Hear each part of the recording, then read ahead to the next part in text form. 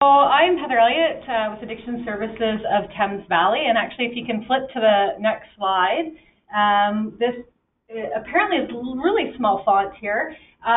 This is our project team. I'll tell you who we actually have in the room with us today.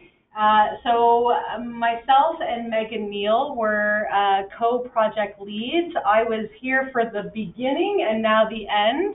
Megan was here for the middle, and she has now gone off to birth a couple of babies, so she's not with us today. We have with us today Carrie, Krista, and Megan. So I'm actually going to turn the floor over to them since they were here for the meat and potatoes of our project to carry on with the presentation. Next slide, please. All right, so a little bit of our story in terms of the reasons why we started this project. We did the OPOC, the mental health and addictions, and it highlighted that individuals did not have enough information or support with discharge planning. So when looking at the data available, this shows that there's been a decrease in the number of individuals being discharged as treatment complete, and that more individuals were actually dropping out of service. So the focus for this project is to look at individuals to receive the service that they need for the length of time they need it and to have successful discharges from the agency. Next slide. And so our problem statement is since 2016, approximately 60% of clients drop out of the substance abuse CT general program in London for reasons that are not known, resulting in clients not receiving the appropriate services or having their needs met. And our aim statement was to reduce the number of clients with discharge reason of dropout no-show by 10% in the adult substance abuse program in London by December 31st, 2018. Next slide. So just to walk us through sort of our diagnostic journey and what it's been like for us. So we started out with completing the fishbone, and really this allowed us to kind of brainstorm and help identify more possible problems that we really may have not seen right off the bat. And then moving forward, we touched on our 5 whys to kind of further these and explain more and gather some information.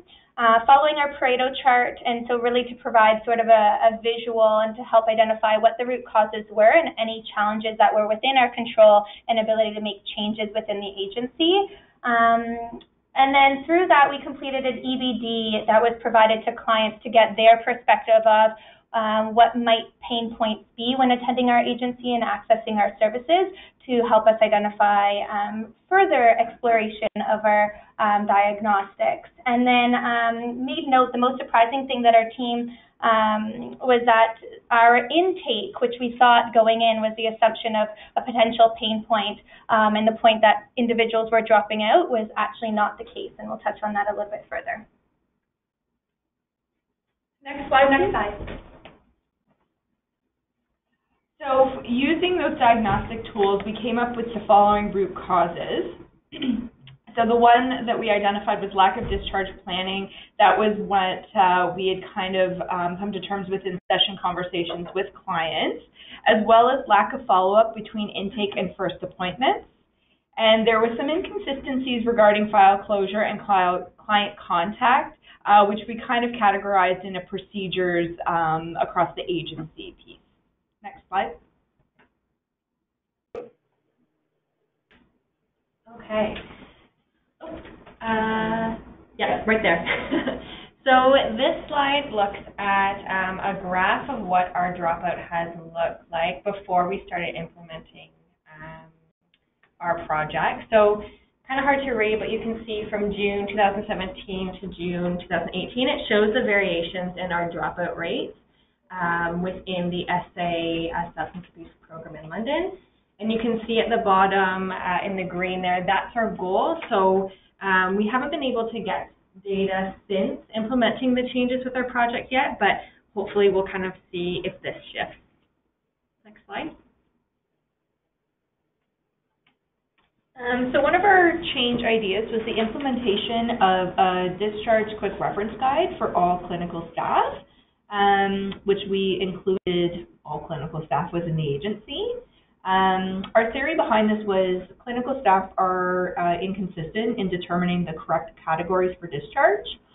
So with creating the Discharge Quick Reference Guide, we will see an increase in consistency in data quality and ensure all clinicians are using the same guidelines in determining reasons for discharge. And how would we be able to see when the changes have been improved? So number of client file close as dropout no-show would decrease. And our available evidence would be catalyst reports, staff feedback, staff acknowledgement of new file closure processes. Next slide. So for our run chart is still a work in progress, and we don't really have enough data to capture what this process looks like in order to create a run chart, but it is coming in the near future. Next slide, please. So our qualitative results and impact. So the impact of our results so far, as Val was saying, it is a work in progress.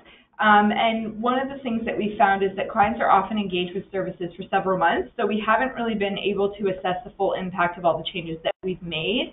Early analysis appears that reminder phone calls in between intake and first appointment is not affecting attendance rate at first appointment. So that has been kind of the small change that we haven't really been able to see any positive outcome with.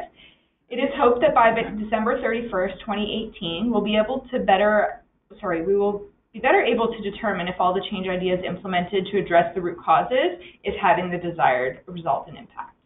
Next slide.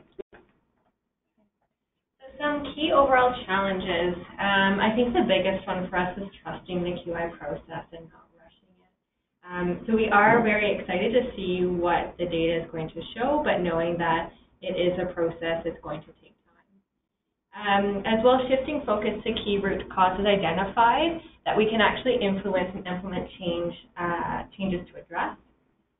And the last challenge is sustainability in the future. So some of the change ideas implemented create increased workload for staff who are already concerned about balancing their existing workload.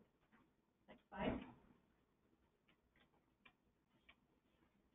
So we were most excited about clients having a better understanding of discharge planning and feeling more included in this process. And so what are the factors enabling our project progress and pace? So having a strong project team who are excited about improving client service and outcomes, and project team members with varying flexibility in our schedules to assist with the project work. Okay, so some lessons learned.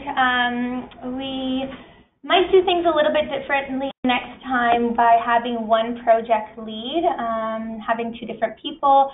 Kind of had some negative impacts on the process and just feeling supported overall and unsure who to go to during those transitional times.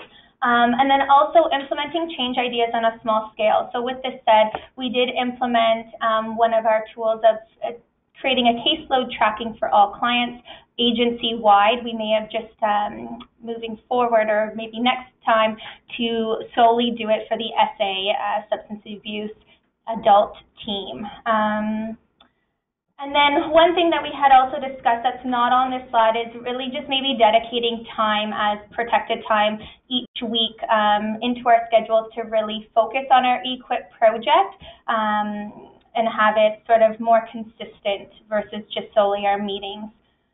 Impact on our organization and beyond the project and team, increased consistency with discharge planning and reasons for discharge. This goes on a client basis as well as staff. And then more clients getting the correct service at the right time with the appropriate discharge when they're no longer needing to access our services. And one more thing that we had touched on previously was a balancing measure of increased workload for our staff for the impact as well on our agency. And yes, now that you're on this slide. Okay, so next slide, please. Thank you. So next steps to see that improvement is to continue with the next PDSA cycle on a smaller scale. We'd also like to adopt some of the changes we've made within the London Substance Abuse Program and then spread it across to the other substance abuse program points of access, just to see how it goes in the different points of access. Some of them are more rural, so that would be interesting to see. aim to spread and sustain across all programs and points of access in 2019, as well as sharing the results of our project with all the staff at an upcoming staff meeting. It would be likely helpful for the staff in the agency to see why we were implementing these changes, what the outcome was, so they understood why they were doing the increased work.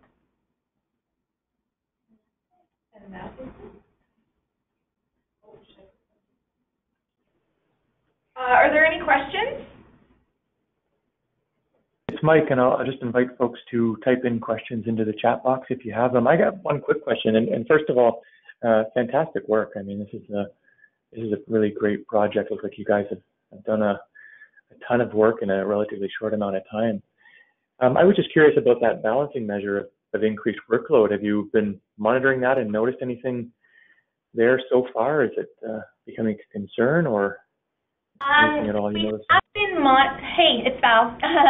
So we have been monitoring and getting staff feedback on a weekly basis just through a SurveyMonkey and seeing how they feel these changes and is manageable for their workload, and getting their scores from 0 to 100 in terms of 100 is absolutely manageable. So we're kind of tracking that and getting the mean by week to week, and it seems to just at a glance be sort of dropping in score, but with that said also we're having the number of respondents also decrease. So definitely something to continue to review and how staff feel it's working for them in terms of our changes. That's great. That's what you said, that was a weekly kind of check-in you do? Yes, yeah, just a quick one-question SurveyMonkey. Nice. Oh, fantastic idea. Thanks. Yeah, awesome. Anything else? I'm not seeing any questions on the question board.